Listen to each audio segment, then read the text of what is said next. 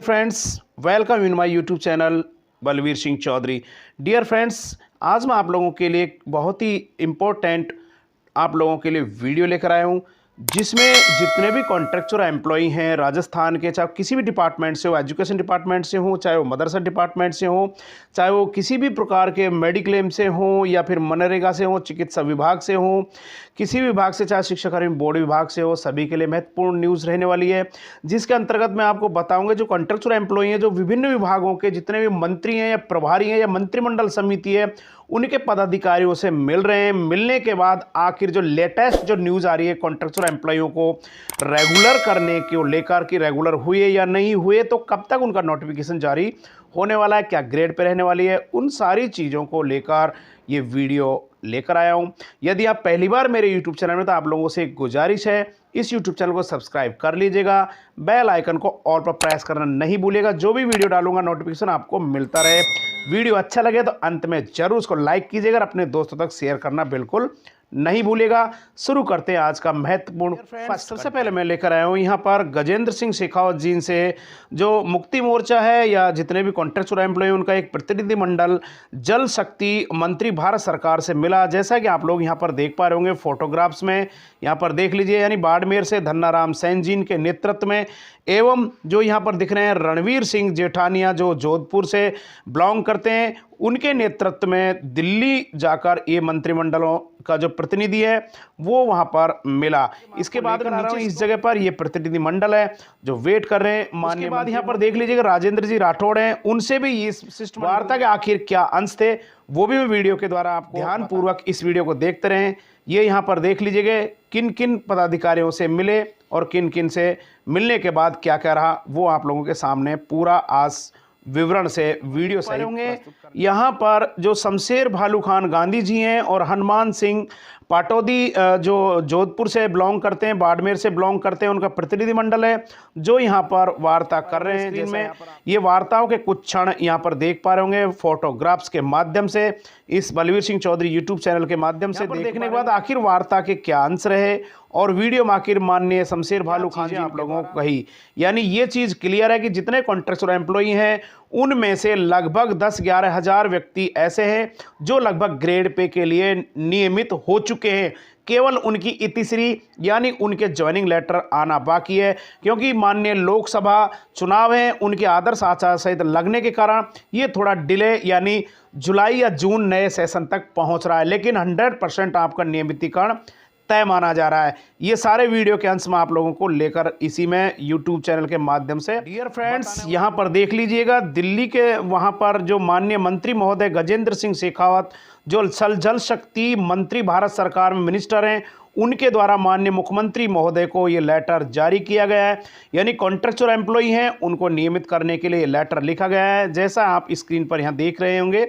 Scroll करके नीचे की तरफ मैं लेकर आ रहा हूँ। यहाँ पर मेन जो देखने वाली चीज़ है वो यहाँ पर देख लीजिएगा, श्रीमान भजनलाल शर्मा माननीय मुख्यमंत्री राजस्थान सरकार के लिए लेटर लिखा गया गजेंद्र सिंह शेखावत। ध्यान यहाँ पर आकर्षित करना चाह रहा हूँ, यहाँ पर आदेश है राजस्थान सरकार के जो मंत्रिमंडल सचिवालय उसके द्वारा ये 1 फरवरी को जारी किए गए डिस्पैच नंबर से।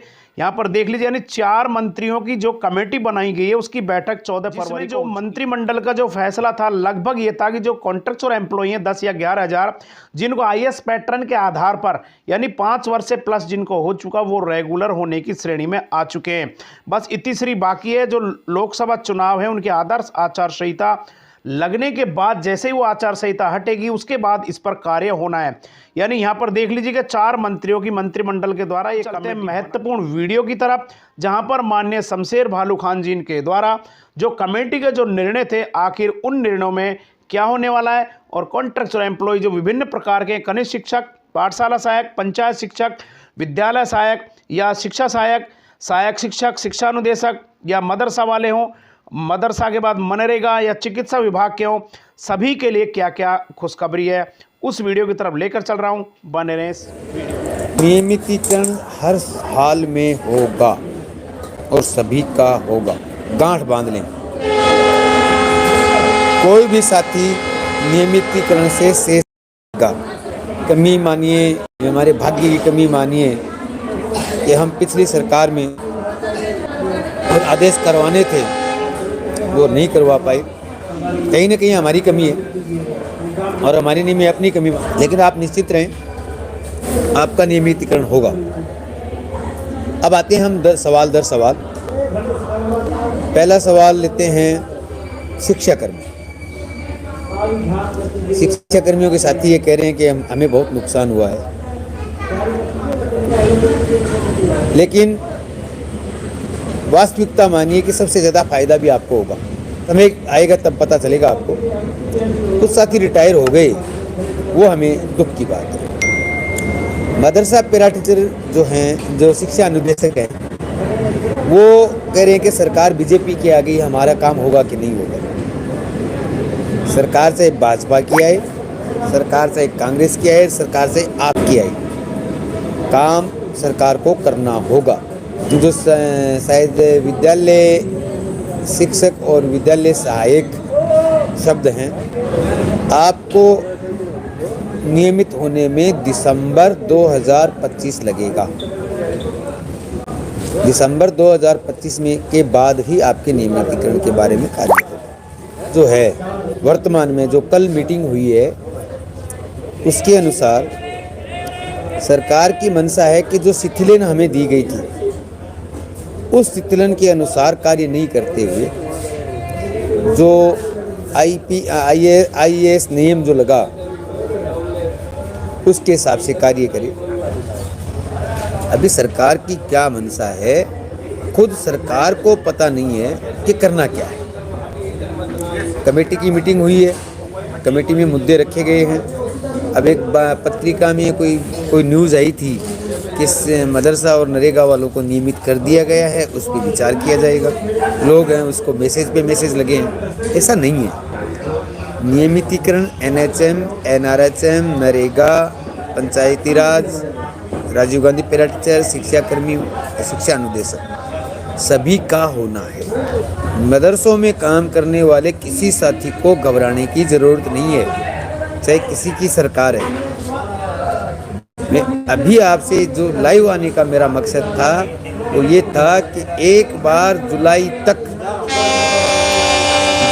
2024 तक नियमितीकरण से संबंधित यदि कोई वार्तालाप हमारी होती है या हम सक्सेस पे जाते हैं, जैसे 21 को हम फिर वापस जयपुर मिल रहे हैं और बात करेंगे, जैसे हमारे OSD वगैरह से बात हुई है CM साहब की, लेकिन मुझे नहीं लगता, क्योंकि 25 तारीख से आचार संहिता लग रही है और सरकार है वो चुनाव मोड में जा चुकी है। का एक मैसेज होगा कि नहीं होगा, तो के नहीं को काट दो और होगा को रख लो, काम होगा।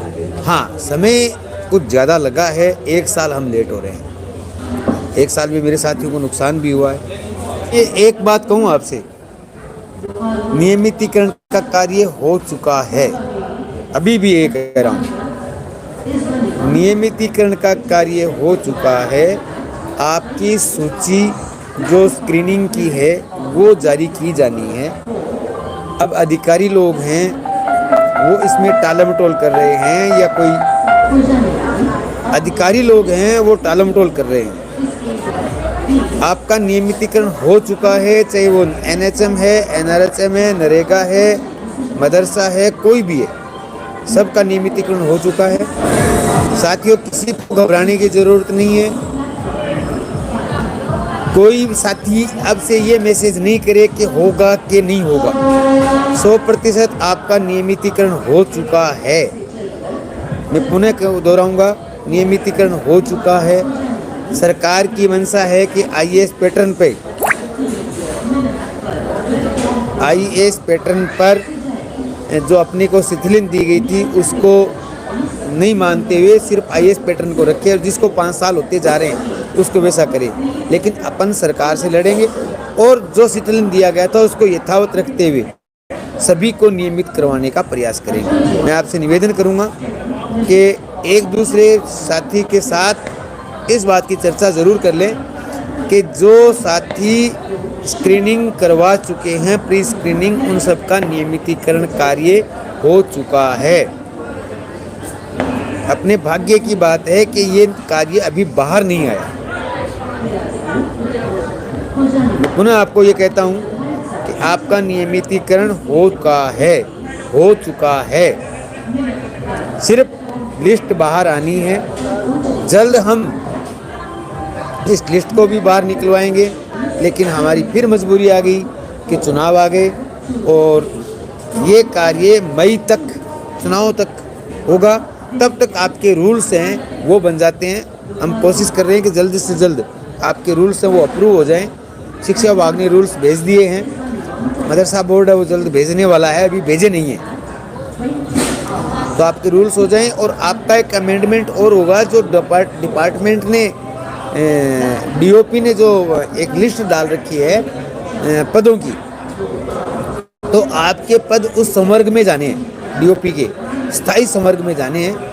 वहाँ से जाते ही लिस्ट जारी होगी और आपके रूल है वो अप्रूव हो जाएंगे और उसके साथ ही आपकी स्क्रीनिंग की लिस्ट है वो जारी हो जाएगी। उच्च अधिकारियों से भी बिल्कुल दबाव देकर के हमारी बात चल रही है, और अगर सरकार फिर भी किसी प्रकार की बात करती है तो हम तैयार हैं आर पार की लड़ाई लड़ने के लिए। बहुत बहुत धन्यवाद, नमस्कार, जय हिंद, जय भारत।